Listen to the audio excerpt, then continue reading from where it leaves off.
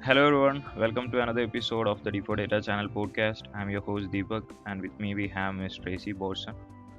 Tracy leads a lot of cool initiatives, and I've been following her talks and sessions in LinkedIn. She's very active in the personal branding and networking space, and coach others who need support. She's also the co-founder of a community called Your Business Peeps community, which is a place for people to interact, network, and to build their personal brand. So today we'll hear a lot about Tracy and her journey. It's a pleasure to have you here today, Tracy, and thank you for accepting my invitation. Thank you. I'm very excited to be here, Deepak. Great. So I have a couple of questions for you today, and starting with this one. So, which comes first, personal or professional branding, and why? I love this question because I feel like it's like the proverbial chicken or the egg, which one came first. And the way I define personal brand is the feeling that you leave someone with when you leave the room. And so if you look at that from that perspective, a personal brand and a professional brand are very much the same. When we go to work, we leave people with a specific experience, and in our daily lives, we leave people with a specific experience. So the thing that's really interesting is that a lot of times we assume that these two things are supposed to be different because there's a lot of narrative about what it looks like to be quote unquote professional. And at the end of the day, they're actually the same thing. They are you being you. So it's about learning out how to figure out how to be yourself, how to be authentic, how to be real, genuine, any choose your word preference in your professional interactions and in your personal interactions. And so I don't know that I would specifically say that one of them comes first. I would say the first exercise is realizing that they're actually the same and then prioritize your brand. Perfect answer. So, do you think networking is the most efficient way to develop a personal brand? I think that networking is a critical component to developing a personal brand. One of the things that I have seen in my coaching, in my own professional brand or my own personal brand journey, is that it's very difficult to identify what is authentic for you just in a little silo by yourself. And it's very critical to have other people that you can like try your personal brand onto. Right? I like to look at lots of personal branding initiatives as if you were trying on clothes, if you were like going to the shopping mall and trying on clothes, because most of us don't grow up with the concept of personal brand or professional brand as part of the narrative.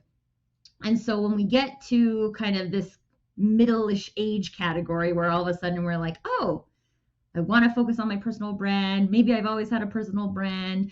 Then we have to try things on to see if they fit because we don't know if they're going to fit or not. And so a lot of people feel like it would be nice to just skip the practice of trying things on. And I mean, I would like that too if I could just go to a shopping mall and everything I liked fit me. Right? Except it's not real life. And it's the same thing with personal brands. So we need to try things on. And one of the best ways to try things on is through conversation with another person. So this is where I think the power of networking comes in, because not only are you trying things on with one other person, but you're trying things on en masse. And I was actually sharing with somebody on LinkedIn earlier today the concept of why I think this practice is important in terms of owning your personal brand. And it's because we can think a lot of things, we can write down a lot of things, but until we say something out loud, we don't really get that feeling about like, does this feel like me? And when you say it out loud, you can, I don't know if this has ever happened to you, but it's definitely happened to me where I say something out loud and I'm like, oh, I wouldn't do that. It's not something I would do. And when you say things, that's how you learn. You're like, oh no, that's not a word I would use. Or one of the things I'm not a huge fan of is an I help statement. It's very common in the marketing industry. And the reason is because it's a static formula for speaking. And we don't all speak that way. And so it's not like the words I help are off limits. If they come out naturally, they come out naturally. That's great. But I don't like when people try to use specific words because someone else told you should use those words. It's about figuring out what are the words that roll off your tongue, that are easy for you to say, that are fun for you to say. And networking is one of the very best places to practice those things. Practice saying them and be like, oh yeah, I love that. That sounds really me. Or you say and you're like, yeah, no, next time I introduce myself, I'm going to say something different because that didn't feel right. Great to hear actually. So over to the next point. So like over to the other platforms which we mainly use for networking. So like which digital platforms do you recommend most for personal or professional networking? Uh, I like LinkedIn because the LinkedIn platform is specifically built for professional networking. And so when people show up on the platform, they expect that to happen. Whereas Facebook and Instagram have been a little bit more personal in the past. Some of the other platforms like Pinterest have been more used for business, like SEO type things, including Google. And so for me, LinkedIn is really, it's really an amazing place where you have this opportunity to be a real human, but have that professional focus as well. Maybe I should not say but, maybe I should say and have that professional focus as well. Because that's the point, right? We're not here to network like robots. Right? Robots don't network. Robots don't need to network. We're here to connect with people as humans. And that happens through conversation. That happens through seeing different parts of who you are. I believe all personal brands are a mosaic. And so like I have parts of me that are a mom. I have parts of me that are a basketball player. I have parts of me that are a marketing professional. I have parts of me that are a sister, right? Like there's all these different parts of me and they come together uniquely in my personal brand combination. And LinkedIn, especially recently, has become a lot, it's really embracing that wholeness of a human and saying, like, let's show everybody the whole you. And if they like you, then they can connect and they can follow you. And I mean, it also depends on how willing we are to show those pieces of ourselves. And that's why the personal branding journey is so interesting, because the longer you journey, the more comfortable you get with showing all the different pieces of you. And instead of thinking that that is confusing to people, you start to understand that that's exactly what people need to know in order to be able to trust you, to build a relationship with you. And if you're on LinkedIn for a professional reason, sales or marketing or any of those reasons, trust and relationship building is what comes first to making all of those things happen. And being a real human is the foundation of creating trust. One question to you in this regard, like are you able to actually like express your full like in all these areas in this kind of platform? Because I fear like we are able to actually show a part of us, like that's what I felt so far, like because not all of my friend circle or my connection list are actually not there in LinkedIn. That's maybe because of the regional constraint, like that can be a case, because like people are just transitioning to LinkedIn for this kind of networking. So that can be one major reason, but like I felt like there is a little hiccup at this moment. I don't know whether it will pass in this like after some time. So what do you feel about it? Like, are you able to express your completeness in this kind of platform? I think it's possible.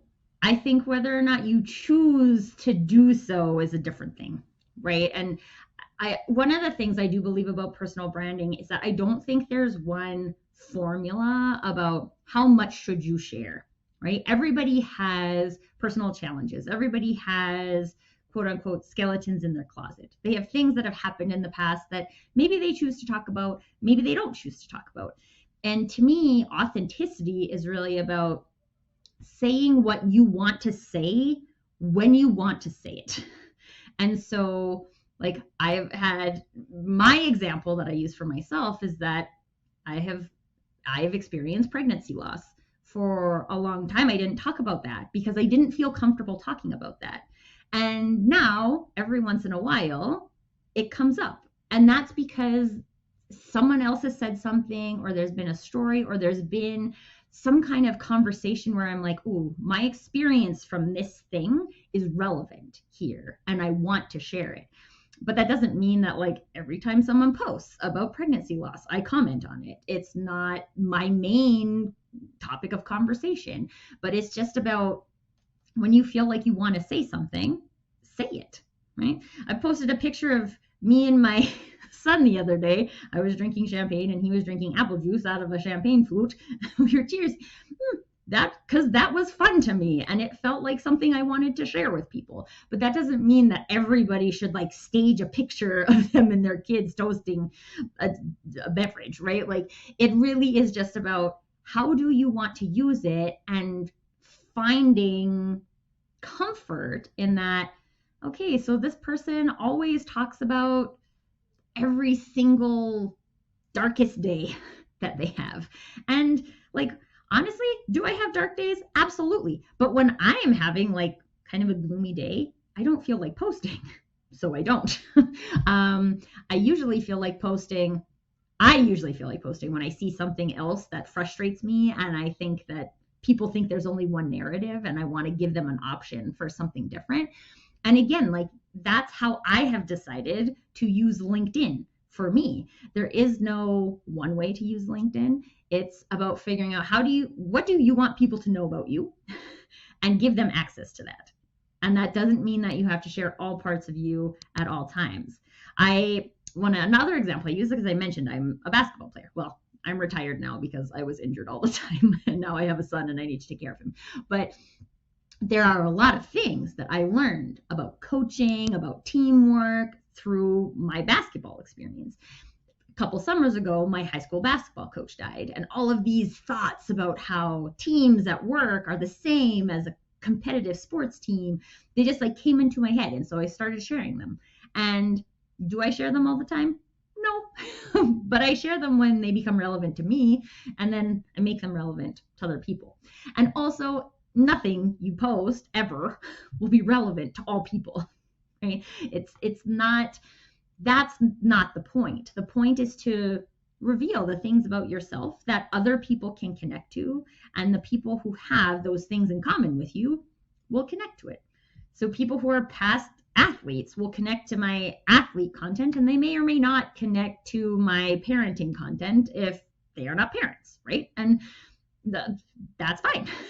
I had a client once who said to me, I like almost all of your content. And I was like, that's great, because I feel like the only person who likes all of my content is me.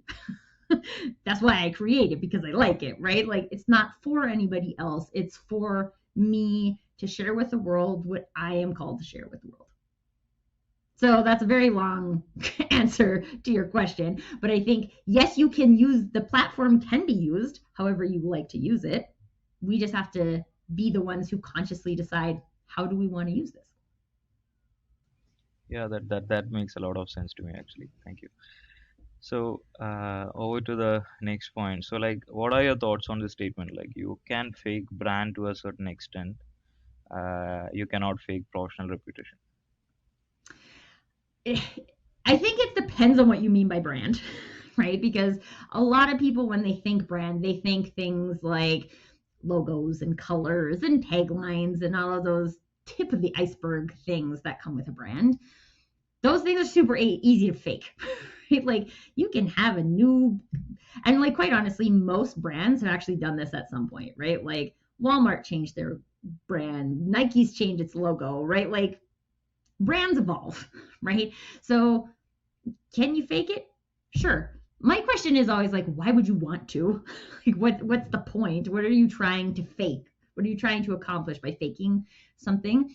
Usually, in either of these scenarios, whether you're trying to fake your brand or fake a professional reputation, people think they need to do that because they're supposed to be something different. They should show up a different way. And at the end of the day, if your brand is the experience other people have of you, and professional reputation, I believe, is very much in line with that. Like my reputation is what people have experienced of me, right? Yeah, You can fake it to a degree, but people will know you're faking it. And you can't fake it forever. Because, I mean, maybe if you're like a professional actor, like some of those professional actors that can get really into the character, maybe they can go through their entire life and fake their identity. But let's be honest, those people get paid millions of dollars to do that because most people can't do that. Not even close to a professional actor, right? I can't do that. I can't fake it. It would be like, I have these experiences, and I'm sure most people have these experiences where like someone will ask you to do something and you're like, oh, like, no, I can't do that, right? Like, it's just so far away from my values or my beliefs or my core living principles to do it. And we say no because we're like, okay, I'm getting like a whole body no to this, right? That's when we can't fake it anymore. And if you decide to fake it, like in those moments, everybody go back to one of those moments that you had. If you had decided to fake it, if you had decided to go against everything you believe in because someone else asked you, how would you feel about that? Right? You would feel so gross, right? These are the types of things we regret in life. We regret showing up and doing things because someone else told us to do it, knowing that we shouldn't have done that. And so, can you fake it? Yes. Do I recommend you fake it ever? No. But on that note, it's also important to note that sometimes we don't know we're faking it until we fake it. Because as we go along this personal branding journey, we don't, like I said, we have to try stuff on, right? So we see things and we're like, oh yeah, that seems like a conversation I want to be in or something I want to say, right? And then you go and you do it and you're like, oh, no, that wasn't right.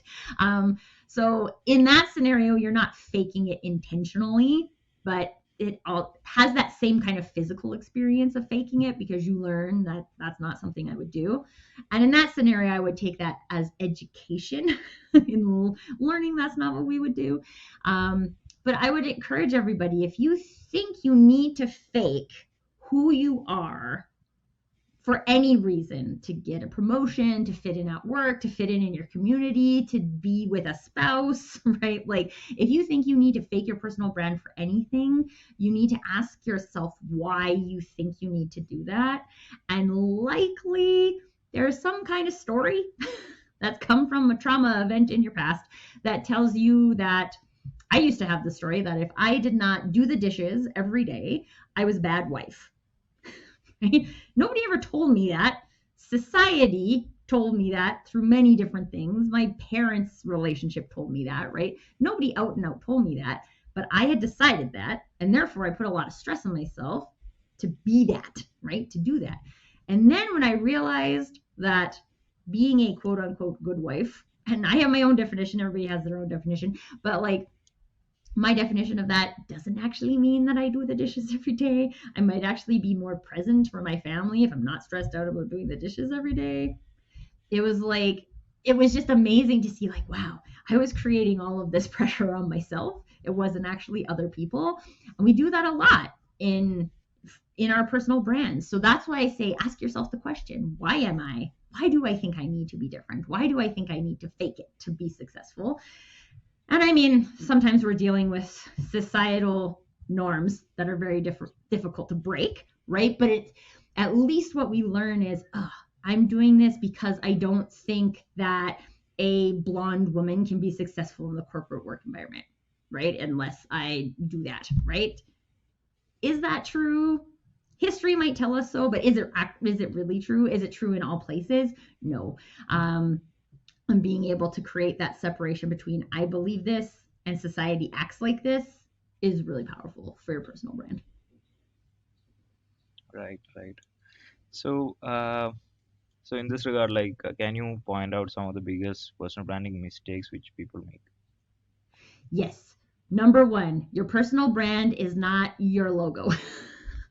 Is not your brand colors, is not your tagline. So anything that is visual and or word based, it can be fed by your personal brand, but it is not your personal brand, right? It's not like complete manifestation of a personal brand. Your personal brand is an experience. Big mistake number 2 is that people don't show up intentionally leading with their personal brand, right? So we have all, like I said, we have all these stories, we have work expectations, we have familial expectations, we have parental expectations, we have societal expectations, we have all these expectations, and they dictate to us how we should show up on a day-to-day basis. So we can let those dictate to us how we show up, or we can let our personal brand dictate how we show up. So the most important piece there is to break those two things into two different buckets. This is what I have been taught. This is what I believe. Then you still have the ability to show up as society dictates, or as your community or as your workplace dictates. It's possible. You just have that separation between you. You know that you're not showing up intentionally with your personal brand leading the way. So there's so much intention to like, what, how do I bring my personal brand to life? How do I show people that I care about collaboration and empowerment and all? I mean, I'm using myself as an example. You will choose your own words, but these are the things I believe that benefit society. So how do I show people that? And there's not one way to show people that. So that's number 3, is that people think there's one way to present a personal brand. And unfortunately, there's a lot of personal branding experts, a quote unquote experts, because I would not call them experts. They will call themselves experts, who will tell you that this is the way to build your personal brand. This is the way to show up on LinkedIn so that you have a strong personal brand. Get a strong personal brand in only 2 weeks, right? It's not a thing. That's not a thing. And it's easy to buy because it seems like an easy thing to do, right? Like, oh, I can get a personal brand in 2 weeks. I've never seen anybody do that, including the people who are selling that now. So let's just not. It's super important to understand that your personal brand journey is unique. And it's different than mine. And there's things you can learn from mine, and there's things you can learn from other people's, but yours is not meant to be the same as mine. Your path is not, your experience and your past history is not the same as mine. So why would your future path be the same as mine? It doesn't make sense, right? And we partially blame the marketing industry on this because everybody loves to like solve your problem, right? Have a personal brand in 2 weeks. That solves your problem, right? Well, yeah, it would be great if that was possible. It's just not possible. So we sell people. I don't want to say we, because I do not do that. People will sell the easy button. And when it comes to personal branding, when it comes to understanding who you are and what you want the world to know about you, when it comes to trying on different sales and marketing and visibility methodologies and failing at some of them, this is a practice. This isn't a thing that happens by like switching on, the light switch and you're like, hey, I have a personal brand today, right? No, it's not a thing. It's actually a journey for our entire lives, because as we change and grow and experience new things, my personal brand is different now than it was before I had my son. My personal brand is different now that I've experienced grief before I did, right? Like, this is life, and as we grow and change, our personal brands evolve, and so there's not one finite state of personal brands to live in. Therefore, it's not possible for all people to follow the same path to get to their personal brand. So just try to ignore any of those people who tell you this is the one path that everyone can take to get a personal brand. And it's hard to, especially when you're looking at, like we talked about LinkedIn earlier, there's personal branding coaches and there's LinkedIn coaches, right? A LinkedIn coach is not a personal branding coach. They're not there to help you build your personal brand or get clarity on your personal brand. They're there to optimize your LinkedIn profile, right? Which is it's not a bad service. It's just not a personal branding coach, right? So can you update your LinkedIn profile in a week? Yep, sure you can. You can update everything on your LinkedIn profile, including all of your experience if you want to, in a week, right? Does that mean you have clarity on your personal brand?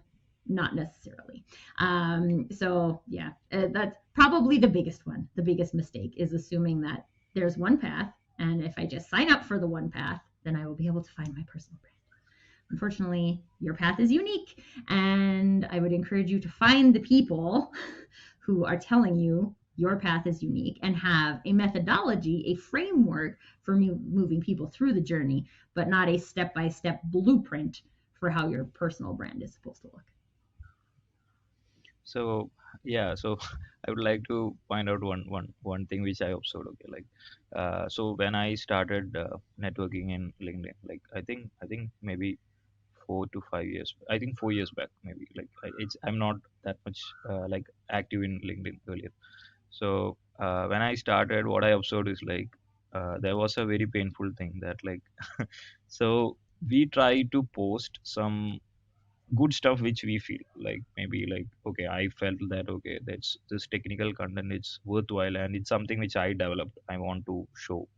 Okay, so I receive maybe 15 likes, 20 likes, 30 likes. Okay, fine. Like 30 reactions we are getting. Okay, at the same time I'm just comparing with a influencer who just posts their picture, just their picture. Okay, and they'll be getting some 1500 likes or maybe so many reactions. So at that point we will be like okay, heartbroken. It's like okay, I, with all my effort, I posted something and this is what the reaction I get, and it's not even a viral. Okay, like even my connections are not liking it. Okay, but on the other hand, okay, like so that's the contrast which I like when I started. But over the period of time what I understood is like it makes no difference actually. Like it just my perception. Okay, I feel, okay, I feel my post is important, the other person feel their profile photo is important. Like what is the issue with that? Like maybe they would be actually trying to sell their personal brand. Maybe like at that time I was not wise enough to even read the content, so maybe they will be writing a long, what to say, LinkedIn page limit content about that particular photo, like which maybe I didn't notice at that time, or maybe they are trying to convey something in their comment section or whatever it is. We don't know. We don't know the intention actually at that time. But like only we know, we'll get to know when what that person is trying to do or what that person is trying to achieve. So I was judgmental at start. I can actually, what to say, clearly say that I was purely judgmental initially when I joined this platform. But over the period of time what I understood, it's like it makes no difference actually. Like it's purely each one's perception, and there is no single formula that okay, we should do that, we should do this. No, it's purely up to what we feel. And like okay, ultimately, like if something we are sharing, okay, I feel like okay, sharing some content will help others to kind of okay, that purely depends on others as well. Like okay, like they need to understand what we are actually trying to see. So that's a feeling which I got when I actually started this platform. Yeah, and that's a very common feeling because it's another thing that we get sold, right? We get sold that we want to have a lot of likes, we want to have a lot of connections, we want to have a lot of followers. And at the end of the day, I say this to my clients all the time, if you're on LinkedIn to get clients, how many clients do you need? Right? Like I work with mostly people who have high ticket coaching packages, right? How many do you need to sell in a year? 20? How many people do you need to like a post, right? Like, sounds like if you have 30 people who like a post, that's a very good warm lead for you to work. And I will tell you, I had one post go viral once, and I spent an entire day answering comments on it. And I was like, I can't do that every day. That would be crazy, right? Like, I don't have time for that. And so, again, for me, like, I build my business so you can join my community at any time. If you have a comment on a thing and it's relevant for you to join my community, I send you one post and mostly people join the community, right? This is why it's important to know your intention on LinkedIn. Do you have to have 1,000 likes for a post to be quote unquote successful? For most people, no. I have a colleague who he always talks about this because he posts pretty consistently, right? And he gets some with a lot of engagement and some with not very much engagement. And he did this one post and it got 5 comments. So you'd be like, oh, that's kind of blah. But he got 2 business deals out of those 5 comments. And he calls it his most productive post ever.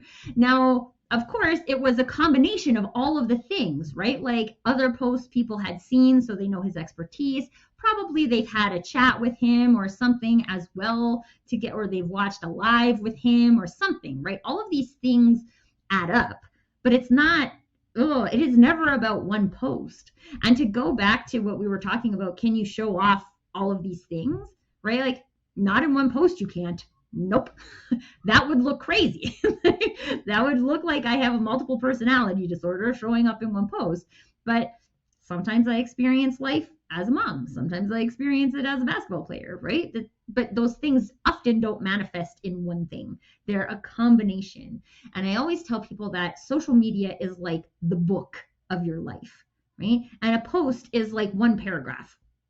So you could, if you picked a book off your shelf and you flip to the middle of the book, a book you've never read before, and you read one paragraph, would you know what that book is about? Like maybe you'd get a little tiny understanding of what that book is about, but you wouldn't know the whole story, right? The whole story comes out over time. It doesn't come out in one post. And we put so much pressure on the success of a single post. And it like, even for those influencers, right? You might, sure, someone posts a picture of their birthday and then everybody's like, oh, happy birthday, and gets thousands of comments, right? Like they didn't get any business from that either, right? So is it nice? Sure. But does it matter? No, it doesn't. It just is another piece of the puzzle that's adding up to something that matters. I also felt that actually, like so that's something which I realized over the period of time. So whether it's serving the purpose, I feel it is. So that's the reason why I still continue the way, like okay, even if it is 30-40 likes, fine. Like okay, the right people, like they actually see this, or maybe even if they are like not responding, they see the post. Like that's the beauty of LinkedIn. Okay, like when the connection is actually liking or reacting, it reaches to their connection, which Well, eventually and no, you, okay.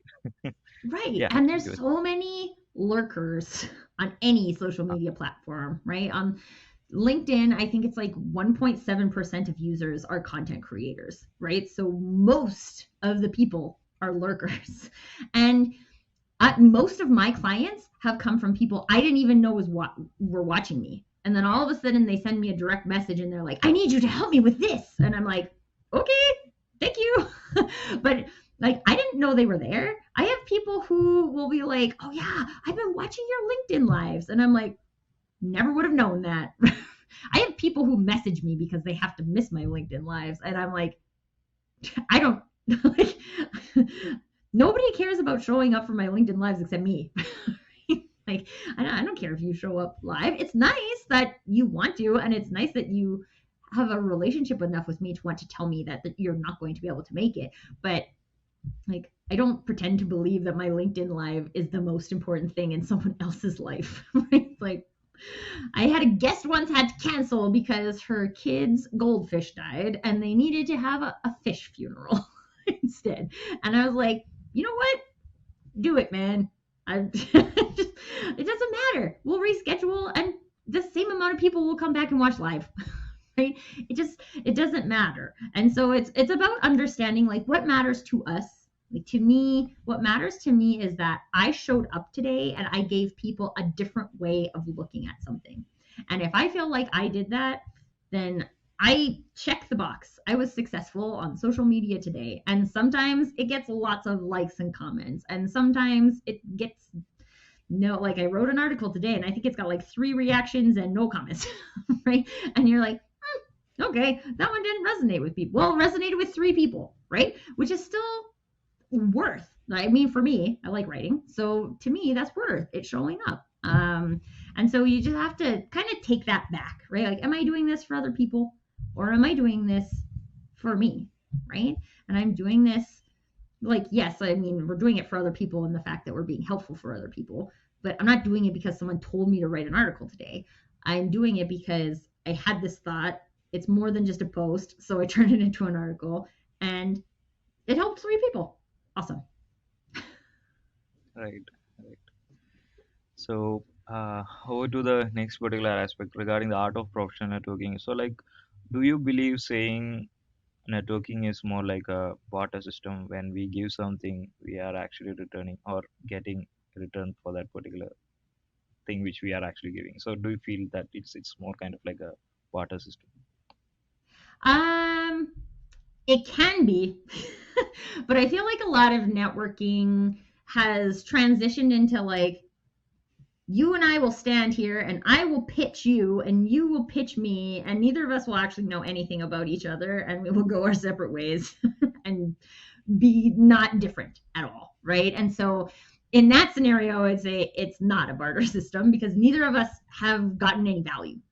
Now, Right. if you do what my friend Jeremy Kirkus calls transformational networking, and it was really cool because he used this phrase for with Your Business Peeps, we do an event called No Pitch Networking.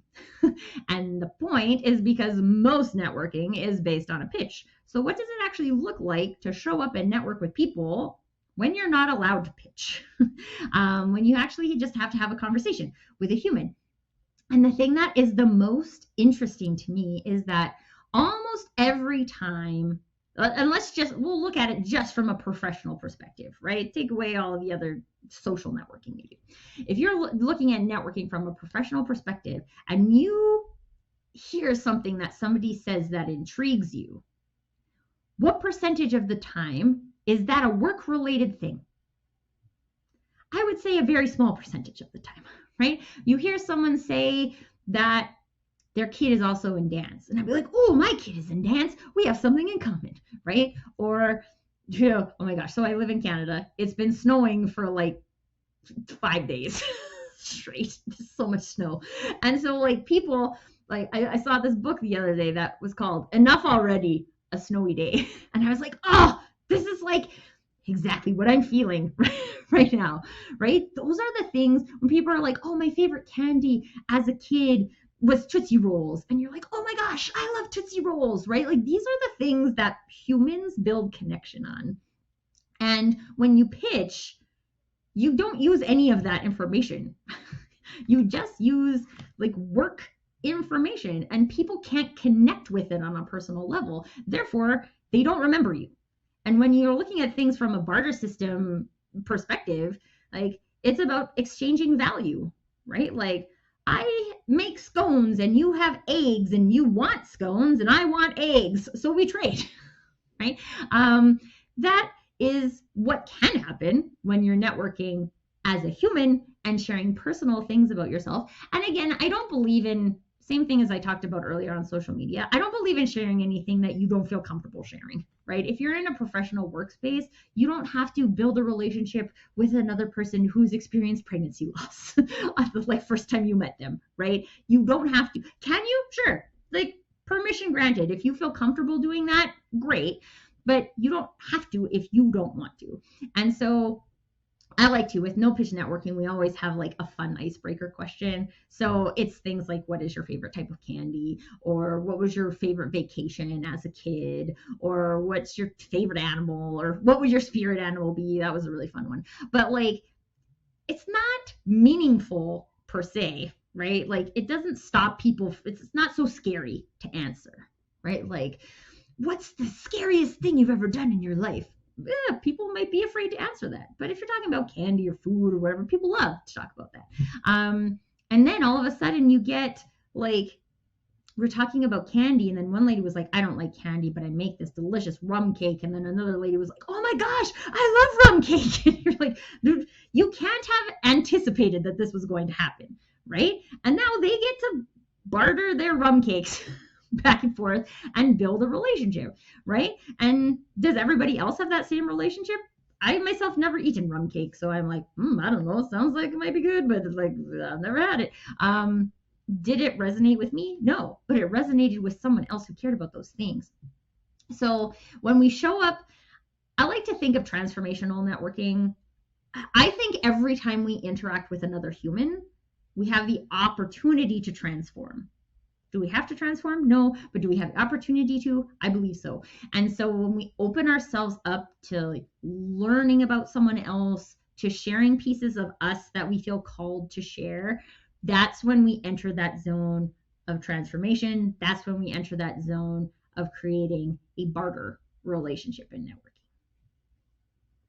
So I have an experience to share in this particular instance. So so I work as a data scientist, and like often people used to kind of contact me, like mostly like juniors or like maybe someone who starts their career or they want to change their career into data science. So like what really happens is they get in touch with us, and they maybe like sometimes sometimes they directly hit with a message saying, "Sir, please help me with this question." Okay, so obviously like what like uh, my heart is very soft actually, to be honest. So what I do is, if they are students or if they are anyone who is pursuing university studies or something like that, I definitely say yes, okay, I can help you. But if it's a professional, then I may ask, okay, like okay, I would like to charge for my service or something like that. So but they will not, most of the people don't come back after that, but still fine. I don't want to do it as a free service for them. So then if it's students, so what they do is maybe they will send the questions, or they'll be discussing some points, they'll be asking doubts, fine. Like if it's doubts, okay, I can directly reply back, okay, use this, or this is what I know, this is what I did. So but there have been very bad incidents where we provide them some solution, or like we actually go on a call, we spend some time, we spend maybe like 1 hour, 2 hour, or maybe like a couple of days with them. After that there is no contact. So basically what happens is the moment that it's done, it's done. So that creates a very negative effect on us basically. So whenever a new person is coming to us asking this is what comes to my mind. Oh, okay, I got this very bad pathetic experience with this so and so people, so I should not help. But maybe that person may be like very genuine, like okay, like, and maybe like in that particular mood maybe we say no. That happens actually. So I always used to tell, at least no matter like whatever you are not like, okay, no need to put in contact, or like okay, shut down everything, but at least say a thank you note the moment you receive something. At least as a courtesy, so that like okay, like at least the other person knows, okay, that okay, we at least we give respect to the time which they spent. So that's something which I personally felt like, okay, like when we connect to someone else for something, start with a like acknowledgement saying, okay, like this is what it is. And at least if we show that basic courtesy, people on the other side at least feel, okay, this person is fine, like okay, I would like to actually talk and see what exactly is going on. So yeah, there have been some instances like that which I felt like sharing basically. Yeah, well, and this is why I really love that we're talking about networking as a barter system, right? Because nobody likes to feel like the person who gave a whole bunch and got nothing in return, right? So, like, I have a couple of people that I mentor. So, I keep space for two free mentees who get, I mean, they get less of my time and they get it when it's available because it's free. But I always say if you're having time with me, like you got it, right? Ask me questions. I will answer your questions. There's nothing I will keep behind a paywall in terms, like if I've said you can have access to me, then it's full access, right? But it's, for me, it's really an opportunity to learn what are your boundaries. And this is a really interesting tie back to personal branding, because what you're learning is that, okay, when I give in this scenario, it doesn't feel good. So maybe there's a way that I could figure out if this is a scenario that's going to happen in advance before I volunteer a lot of time. Or maybe I volunteer, like I do 30-minute tea chats, but I won't do a 30-minute tea chat with anybody, right? I will do a 30-minute tea chat if I think there's something we have in common, or if there's something I think I can help you with, or like as I used to do tea chats with everybody. And as I went, I was like, okay, there's this group of people who are just trying to like suck free information out of me.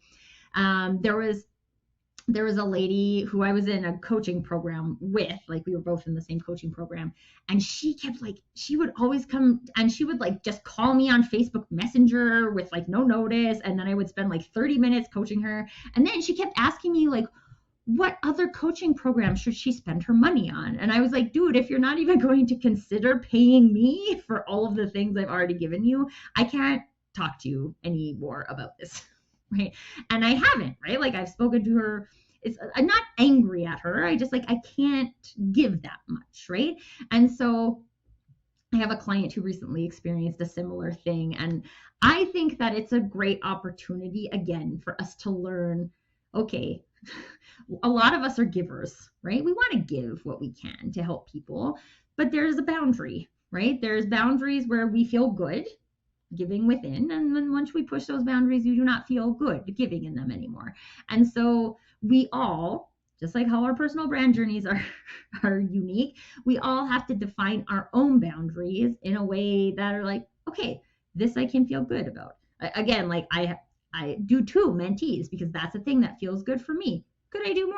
Maybe, but I know for sure I can do two. I can feel good about that. And I had like one of my mentees did this LinkedIn post about how I've helped him so much. And then I had like 27 people connect with me to be in my mentee program. And I'm like, I have two open spots at a time. So you can pay me to coach you if you want, but if you're waiting for a free mentee spot, then there's a wait list. Not like, it might be years before you get in on that.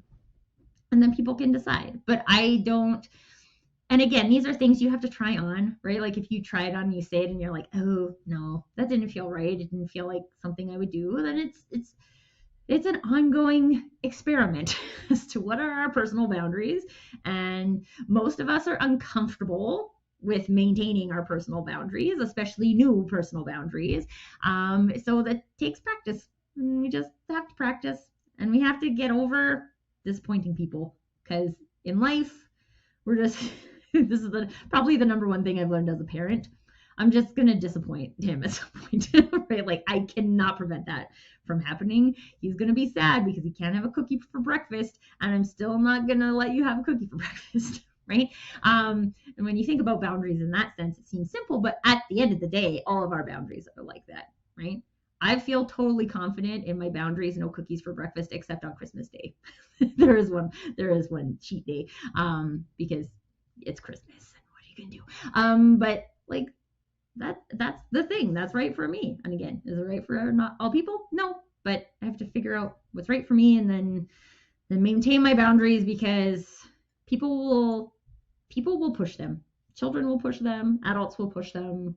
We have to know where we're like, okay, no, this has now hit my boundary wall, and I'm not mad about it, but I'm not going to let it go any farther than this. So one thing which I really find difficult was like initially, so this art of saying no towards everything, like it was very difficult for me. Like I feel like most of the folks like which I know personally, they all are very hesitant to say no for certain things. Like I've seen this in professional as well as personal lives, or in even in this networking space. Like if someone is approaching to us, so I'm a person who don't want to have my inbox flood with even a single message, even the LinkedIn premium subscription message. I don't want to miss. I will still click open and I will view that, because I don't want to even have that notification saying okay, one message unread. So I just open everything and I try to answer them. But that had created a very like certain times, like I would say more than 50% of the time, it had created a what to say like a different experience. Because recently there was a very bad experience for me where one of the person from a very famous company, he approached me asking for a problem statement, and he found that this problem statement is so achievable and like very important for accomplishing. But I said, like after hearing this, I said like it is fairly complex and I don't want to attempt.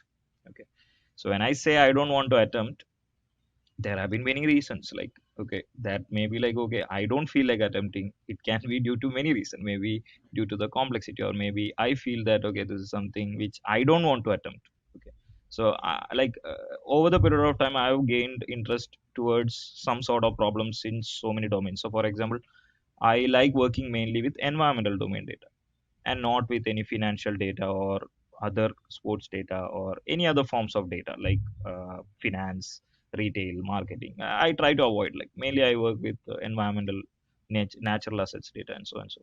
So that's my feeling. Like okay, I feel accomplished when I work with so and so information or like data. So when I say no, that no can be due to so many reasons. So that's something which other person has to admit it.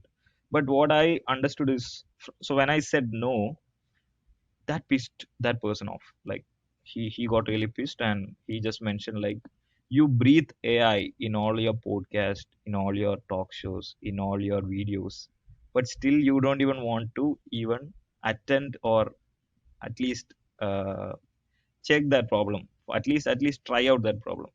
Then what is the point of you breathing AI every time, every single time? So that's the first time I didn't feel like not replying to a person, because I don't feel like replying. That's the first moment in my lifetime which I don't want to attend that email, because I don't see there is a point in attending that email, to be honest. Mhm. Like, okay, what is the point of me explaining him, okay, why I don't want to do? Because if I'm saying no, that means that person should understand. This person has some thoughts in his mind. That person is telling, okay, like, no. And instead, he was trying to taunt me, saying, why are you not trying to do that? So that is like the first, like, it was a very horrible experience, and that experience happened me over LinkedIn.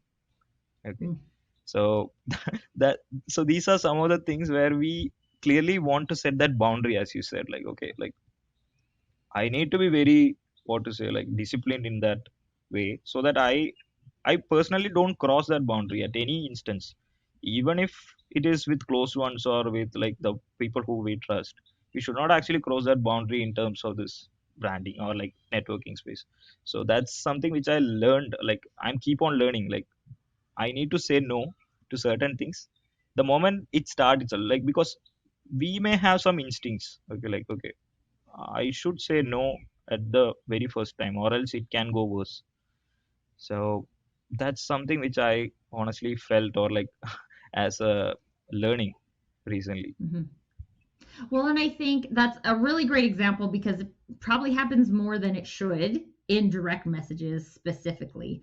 Um, but even for me, I had an experience recently, and again, like I don't expect everybody to like my posts, right?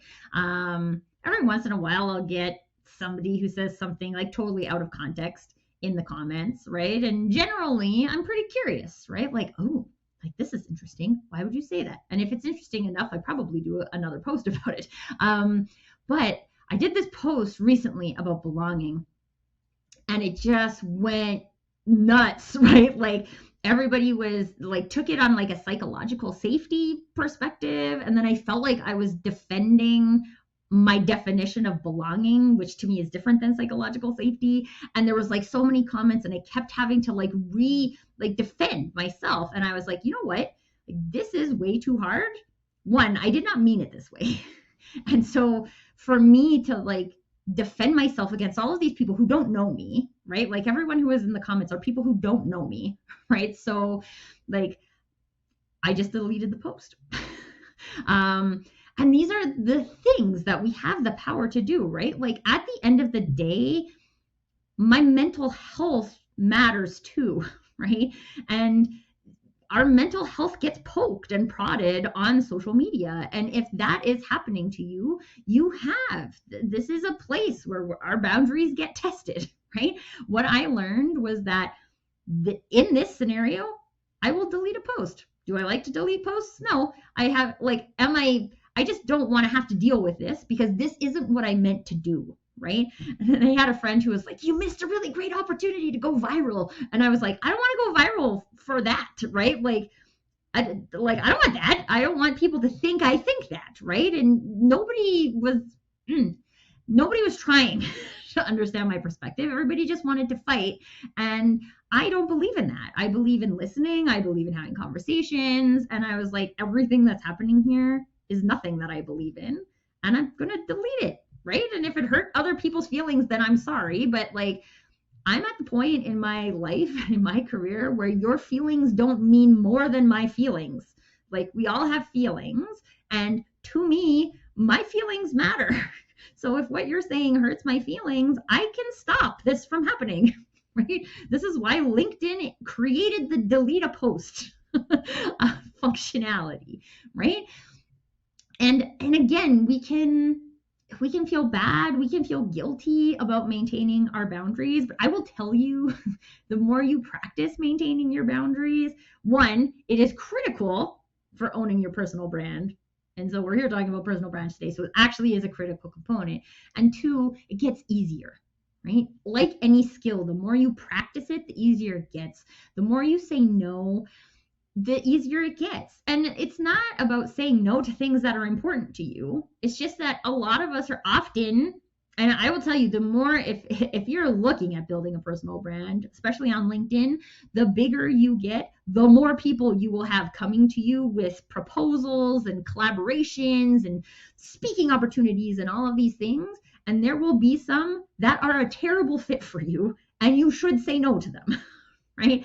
Like, I had one, this guy had reached out for me for some like call center thing, and I'm like, I'm not sure what you're expecting me to contribute here, so I'm just gonna say no to this. I recently turned down collaborating on a book because some of the other authors aren't people I wanted to be associated with, and so I was like, I'm gonna say no to this, but thank you for. And when you practice that, you get, again, you're going to say yes to some things you wish you had said no to. You're not going to say no, because most of us are not good at saying no. So you're probably not going to say no to a bunch of things that then you wish you had done, because you just let them go after that. But the more you practice, the better you get at saying no to the things that don't matter. And at the end of the day, that leaves you more time to do the things that do matter. And that's the point. Not to waste all of our time doing things that don't matter to us, but to do things that do matter to us. And we need time for that.